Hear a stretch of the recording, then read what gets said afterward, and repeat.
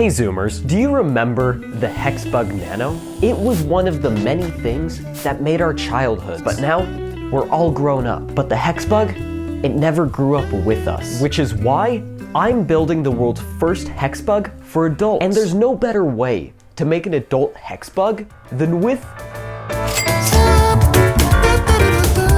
Oh shit is right! I bought 6 of them. And now I need to make sure they all work. No! Not like that, you sicko. I mean by combining all the massagers into one big super bug. We love super bugs, yeah! So I started by penetrating the skin, as one does. And after experiencing what I assume every Jewish father gets to experience when their son is born, and after taking the massagers apart, I was ready to solder. This wasn't anything complex. I simply shorted the power button. I put them all back together and then promptly ran into my first issue. See, they all turn on together just fine. But when I go to turn them off, I didn't know what was happening, so I tried to recreate it. What? As you can see, they start turning each other on. You want to say that again, buddy? To be honest, I still don't know why they were doing that. Because I'm just an engineer. I'm not a woman. Fortunately, I was able to fix this issue easily by using a transistor. For those of you that don't know, you're gonna go to any search engine and you're going to type, what is a transistor? So yeah, I don't need to be here. You'll soon find out that a transistor is basically a switch, but controlled by electricity.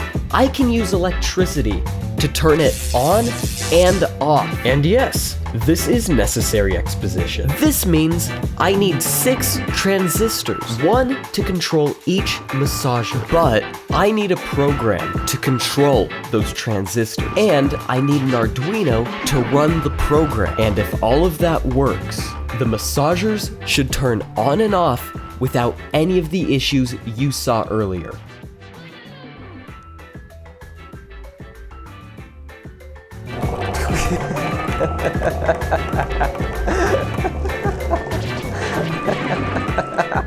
It never gets old. This is great and all, but how are we going to keep them all together? I could just 3D print a part, but I don't need to. They sell these at every store. That's right. This groundbreaking design uses an egg carton and hot glue. This red alligator clip is how I turn the bug on and off, which is actually a huge issue. That means every time I want to unplug it, I've got to chase it down and unplug it manually. That's inefficient, and I hate inefficiency. It's time to go wireless. But little did I know how ambitious that would be. A lot's changed. Let's talk about it. This is the NodeMCU ESP-12, a name which has been burned onto the backs of my retinas after reading 12 hours straight of documentation. This thing is amazing because it has its own built-in Wi-Fi card. That's how I plan to make this project wireless. The ESP-12 can be programmed in access point mode, which other devices, like my phone, can connect to. For context, your internet modem is a type of access point. I programmed my own web server. Dude, this shit's nuts. Here's me controlling an LED. And I could talk about how I used Ajax to communicate with the server, but I feel this has gone on long enough. Yeah, you should go test it. Yeah, I know. The fuck?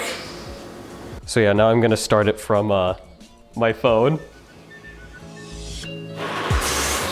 The fuck is this?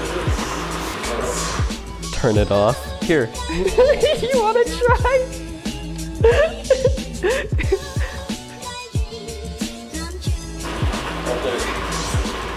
He had some constructive criticism.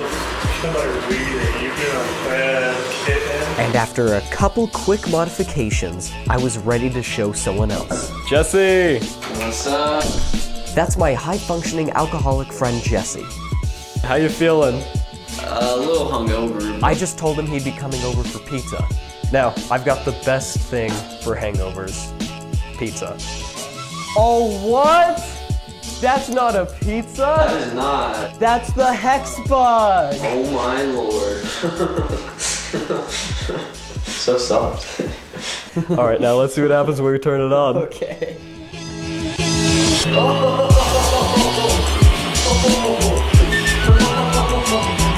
And I didn't just show it to Jesse. Oh my god.